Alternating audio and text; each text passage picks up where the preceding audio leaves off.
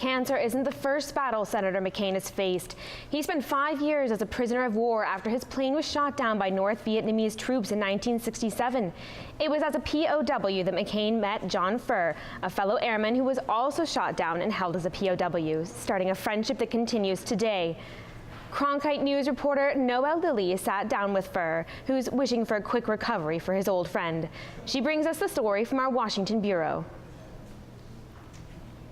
Colonel John Furr says it may have been being prisoners of war that brought the two men together, but he says it was their shared optimism and faith that kept them together. That was John McCain. That's the one I knew from the very beginning. When the news broke this month that Arizona Senator John McCain was diagnosed with brain cancer, well wishes and prayers for the senator came from far and wide.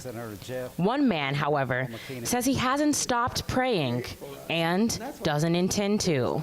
I made a commitment I was going to devote every day at my Mass to praying for John's complete recovery. And I still do. I'm going to stick by it. I'm going to stick by it. John Furr is a longtime friend of Arizona Senator John McCain, but the circumstances of their friendship began at the How Lo prison camp in North Vietnam.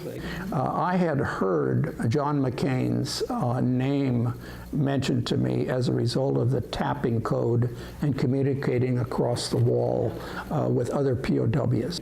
And I became fascinated by hoping someday to meet him and to talk about our common experience. Before the world knew McCain as a senator, a war hero, a maverick, or a presidential candidate, to his friends, he was always something special. And here he is with a smile on his face. His release. Here's our top-ranking guy right here. It was a time that Furr says changed his life forever. God says, hold everything, Furr. I've got something I want you to do first before you finish your tour over in Southeast Asia. And that was getting shot down. It's the best thing that ever happened to me. Throughout their time together as cellmates, Furr says McCain left him with something he never forgot.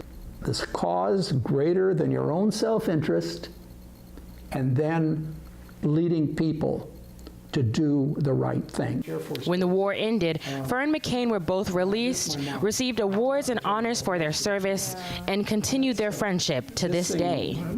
Made the circuit all over the country, and that's her crying. My boy is back. Yeah, oh yeah, she was. And this is another shot of the inside of the airplane, and everybody's cheering. Now McCain is facing a new battle, but it's one that Furr thinks he can still overcome. And I really believe that John is committed himself to overcoming this disease. He's my friend, and I'm gonna devote a good portion of my prayer life to his recovery.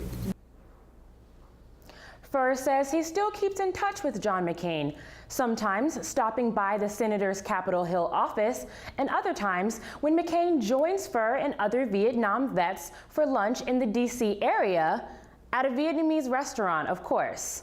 Live in Washington, Noëlle Lilley, Cronkite News.